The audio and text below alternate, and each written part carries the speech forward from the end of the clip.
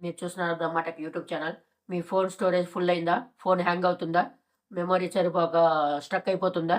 ఆహ్, memory full అని వస్తుందా ఫోన్‌లో? ఇలాంటి దానికి సింపుల్ సొల్యూషన్ చెప్తాను. మీరు వీడియో చూడండి. చాలా సింపుల్‌గా వర్క్ అవుతుంది. చాలా ఈజీ.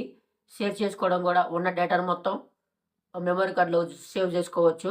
మీ ఫోన్ అప్పుడు స్లో నుంచి ఫాస్ట్‌గా తయారవుతుంది. వేరే యాప్స్ ఎక్కించుకోవాల్సిన పని కూడా లేదు. చాలా సింపుల్‌గా ఉంటుంది. మీరు కూడా ఒకసారి ట్రై చేసి చూడండి. సబ్స్క్రైబ్ చేయండి. నాకు సపోర్ట్ ఇవ్వండి. వేరే యాప్స్ ఎక్కించుకోకుండా, థర్డ్ యాప్స్ ఎక్కించుకోకుండా చాలా సింపుల్‌గా మన స్టోరేజీని పెంచుకోగలము. అవి ఇవి ట్రిక్స్ ఏవి చేయాల్సిన పని లేదు.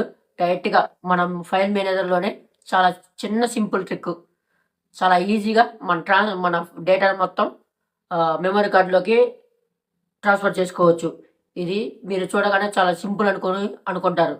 చాలా ఈజీ కూడా. మీరు నా ఈ వీడియో చూశాక ఇంత సింపులా అని ఖచ్చితంగా అనుకుంటారు.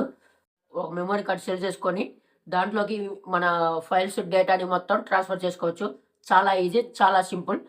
ఈ ట్రిక్ మీకు బాగా ఉపయోగపడుతుందని అనుకుంటున్నాను. ముందుగా మన ఫోన్‌లో ఫైల్ మేనేజర్ ఓపెన్ చేయాలి. ఓపెన్ చేశాక స్టోరేజ్ చూపెడుతుంది ఇక్కడ ఎంతుంది ఏందని. ఇక్కడ కింద బ్రష్ గుర్తుంది కదా, దాని మీద టచ్ చేయండి.